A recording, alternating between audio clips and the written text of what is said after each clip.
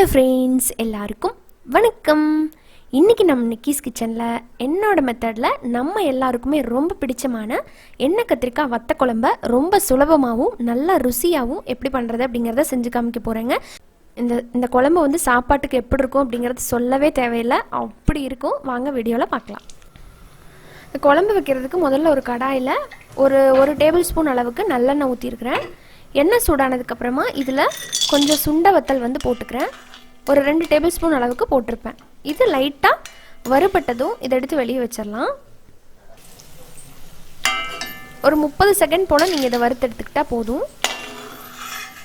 அடுத்ததாக இதில் கத்திரிக்காய் சேர்த்துடலாம். நான் வந்து கொஞ்சம் ஸ்மால் சைஸில் இருக்கிற ஒரு 7லேருந்து 8 கத்திரிக்காய் பக்கம் சேர்த்துருக்குறேன். இதை நடுவில் பாருங்கள் ஸ்லிப் போட்டு இந்த மாதிரி சேர்த்துக்கோங்க. அப்போ தான் குழம்பு நல்லா உள்ளே இறங்கி டேஸ்ட்டாக இருக்கும். இதையும் வந்து ஒரு நிமிஷம் வதக்கி எடுத்து வெளியே வச்சிடலாம். இந்த மாதிரி வதக்கி சேர்த்துக்கும் போது குழம்பு நல்லா டேஸ்ட்டாக இருக்கும். இப்போ இதே எண்ணெய் கூட இன்னொரு 1 டேபிள் ஸ்பூன் அளவுக்கு நல்லெண்ணெய் போட்டுக்குங்க. எண்ணெய் சூடானதும் இதில் ஒரு 1/2 டீஸ்பூன் அளவுக்கு வெந்தயம், 1/2 டீஸ்பூன் கடுகு, ஒரு 1/4 டீஸ்பூன் சீரகம். எந்த வத்த குழம்பு பண்ணிங்கனாலுமே இந்த 3 வந்து அவசியம் சேர்த்துக்கணும், நல்லாயிருக்கும். அடுத்ததாக இது கூட வெங்காய வடகம், தாளிப்பு வடகம் சொல்லிட்டு கடையில் கிடைக்கும், அது வந்து 1 ஸ்பூன் அளவுக்கு சேர்த்துக்கிறேன். இதுவும் நல்ல ஒரு மனம் கொடுக்கும் வத்த குழம்புக்கெல்லாம். இப்போ இது கூட 2 காஞ்ச மிளகா, கூட கொஞ்சம் கருவேப்பிலை போட்டு இதெல்லாம் நல்லா பொரிஞ்ச உடனே சின்ன வெங்காயம் சேர்த்துக்கலாம். லைட்டாக பொரிஞ்சதும் 1 கப் அளவுக்கு சின்ன வெங்காயம், பூண்டு இதெல்லாம் தான் இந்த குழம்புக்கு சுவையே. ஸோ உங்களுக்கு எவ்வளோ தேவையோ அவ்வளோ போட்டுக்கணும். இப்போ வெங்காயம் வந்து நல்லா வதங்கி வந்ததுக்கப்புறமா இதில் ஒரு 6-7 பல் வந்து பூண்டு சேர்த்துக்கலாம். பூண்டு குட்டி குட்டி பல்லாக இருந்து போட்டிங்க, நாட்டு பூண்டு கிடச்சி போட்டிங்கன்னா ரொம்பவே சூப்பராக இருக்கும். இப்போ 2 வதங்கினதும் ஒரு 1/4 டீஸ்பூன் மஞ்சத்தூள், 1 டீஸ்பூன் மிளகாய்த்தூள், 1 டீஸ்பூன் வந்து மல்லிப்பொடி, அப்புறமா ஒரு தேவையான அளவுக்கு உங்களுக்கு காரம் எவ்வளோக்கு தேவையோ அந்த அளவுக்கு சாம்பார் தூள் சேர்த்துக்கோங்க. அப்புறம் ஒரு 1/4 டீஸ்பூன் வந்து பெருங்காயத்தூள். நான் வந்து சாம்பார் தூள் வந்து ஒரு 1.5 டீஸ்பூன் பக்கம் போட்டிருக்கேன். இதெல்லாம் ஓரளவுக்கு வதங்கினதும் ஒரு பெரிய தக்காளியை அரைச்சி சேர்த்துக்கலாம். அரைச்சி சேர்த்துட்டு அதோட பச்சை வாசம் போகிற அளவுக்கு நல்லா வதக்கிக்கோங்க. இது கொஞ்சம் ட்ரையாக இருக்கிற மாதிரி இருக்குது, அதனால லைட்டாக தண்ணி ஒரு 1/4 டம்ளர் வந்து தண்ணி சேர்த்து வதக்கி விடுறேன்.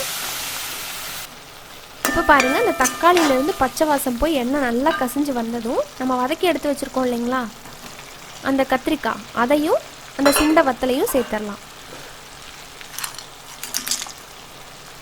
வெறுமனே கத்திரிக்காய் சேர்க்கறத விட இந்த மாதிரி வத்தல் கூட சேர்த்து பண்ணி பாருங்கள், சூப்பராக இருக்கும். உங்களுக்கு எந்த வத்தல் கிடைக்கணும் அந்த வத்தல் நீங்கள் பயன்படுத்திக்கலாம். இதை நல்லா சேர்த்து மிக்ஸ் பண்ணி விட்டதுக்கப்புறமா எந்த அளவுக்கு தண்ணி உங்களுக்கு குழம்புக்கு தேவையோ அந்த அளவுக்கு ஊற்றிக்கோங்க.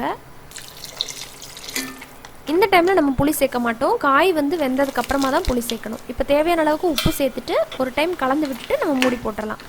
காய் வந்து ஒரு 3/4 பக்கம் வெந்ததுக்கப்புறமா நம்ம புளி சேர்க்கணும். இப்போயே புளி சேர்த்துட்டிங்க அப்படின்னா காய் வேகாது.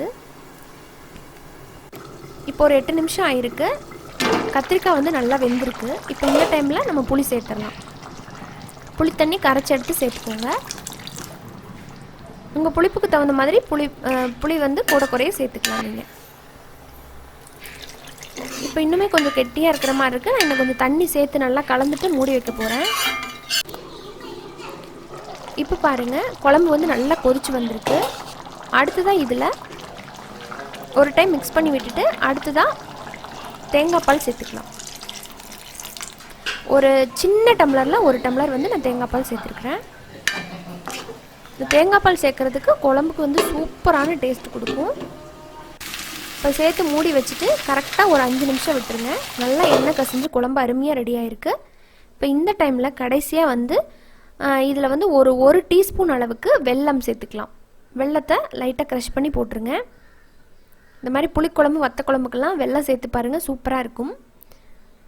கடைசியாக வந்து கொஞ்சம் கருவேப்பிலை மல்லி இலை தூவி நம்ம இறக்கிட்டோம்னா அருமையான சுவையில் நம்ம கத்திரிக்காய் வத்த குழம்பு ரெடி.